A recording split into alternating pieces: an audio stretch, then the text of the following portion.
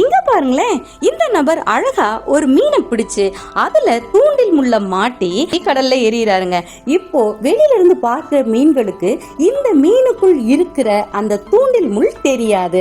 அதனால ஏதோ ஒரு மீன் கிடைச்சிருக்குன்னு நினைச்சிட்டு ஆசையா வந்து சாப்பிடும். ஆனா இதற்குள்ள இருக்கிற அந்த தூண்டில் முள் அந்த மீன் மேல மாட்டும் போதுதான் தெரியும் தவறான ஒரு விஷயத்த செஞ்சுட்டேன்னு. அப்புறம் தாங்க அது ரியலைஸ் பண்ணோம். இதே மாதிரிதான் பாவ காரியங்கள், தீமையான காரியங்கள், பாவ பழக்கங்கள் கூட பார்க்க ரொம்ப இனிமையா இருக்கும், ஈஸி டு கெட்டா இருக்கும், ரொம்ப ஹாப்பினஸ் தர்ற மாதிரி இருக்கும். ஆனா அதற்குள்ள இருக்கிற தூண்டில் முள் போன்ற வஞ்சனை லேட்டா தாங்க தெரியும். அந்த ஃபீட்பேக்கை நாம அனுபவிக்கும் போது, அதனால நம்ம கஷ்டப்படும் போது தான் தெரியும். அதனாலதான் காட் சொல்றாங்க, பாவத்தை வெறுத்து விடு, தீமையானதை வெறுத்து விடு.